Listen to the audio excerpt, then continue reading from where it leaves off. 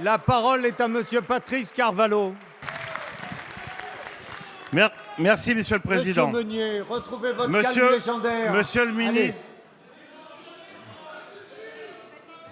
Monsieur le ministre de l'Aménagement du Territoire, de la Ruralité et des Collectivités. Allez.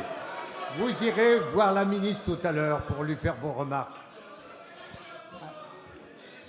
Allez, on écoute Monsieur Carvalho. Je vous sens plein d'énergie, mais on écoute Monsieur Carvalho. Il faut remettre à zéro, Monsieur le Président. Oui, vous en faites pas. Monsieur le ministre de l'Aménagement du Territoire, de la Ruralité et des Collectivités territoriales, les communes et les intercommunalités qui votent en ce moment leur budget sont confrontés à de graves difficultés financières en raison de la baisse des concours financiers de l'État qui doit cet argent aux collectivités. 11 milliards d'euros de moins jusqu'en 2017, soit une baisse cumulée de 28 milliards d'euros sur la période 2014-2017. Les conséquences sont déjà là avec une diminution de 10% des investissements des collectivités et des effets immédiats sur l'emploi. Mais d'autres périls sont devant nous. Ils concernent les intercommunalités. La loi NOTRe prévoit le transfert optionnel au 1er janvier, puis obligatoire au 1er janvier 2020 de la compétence eau et assainissement. Sont concernés 25 000 services communaux, 2 300 syndicats d'eau, 11 100 syndicats d'assainissement.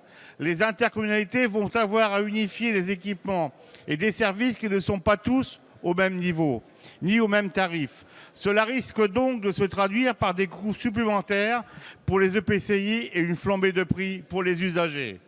La loi NOTRe prévoit également, le 1er janvier 2017, le transfert de la gestion des zones d'activité économique aux intercommunalités.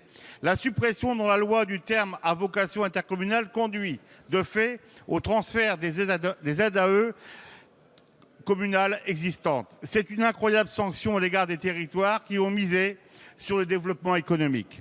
Avec quels moyens les intercommunalités pourront-elles assumer de telles compétences, sauf là encore à accroître la pression fiscale? N'oublions pas que les collectivités représentent 70% de l'investissement public. Or, tout semble fait pour tarir cette source de croissance.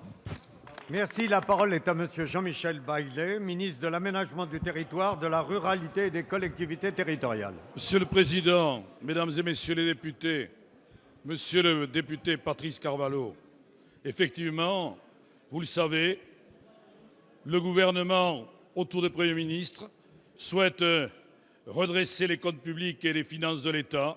Et tout naturellement, c'est vrai que c'est utile dans l'État où vous nous avez laissé.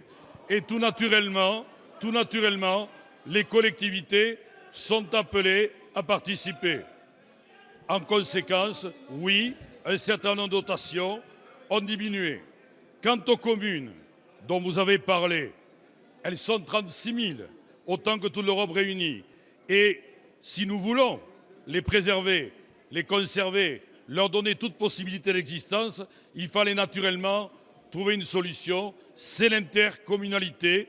Vous l'avez évoqué, l'intercommunalité permet de prendre en charge la centralité, permet de financer un certain nombre de projets, y compris dans les écoles et autres. Et la loi que nous devons de voter et qui s'applique donc désormais, car elle est la loi de la République, autrement nous ne sommes plus dans un régime démocratique, cette loi a effectivement prévu pour laisser aux intercommunalités la possibilité de s'organiser de la meilleure des manières, puisqu'elle passe de 2100 à 1300.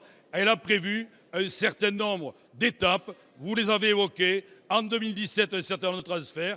En 2018, d'autres transferts, en particulier GEMAPI. Et enfin, en 2020, pour ce qui concerne l'urbanisme, qui est le plus difficile. Donc vous le voyez, monsieur le député, le gouvernement se soucie des communes, se soucie de l'ensemble des collectivités et nous essayons d'œuvrer pour une meilleure organisation spatiale et pour l'intérêt général.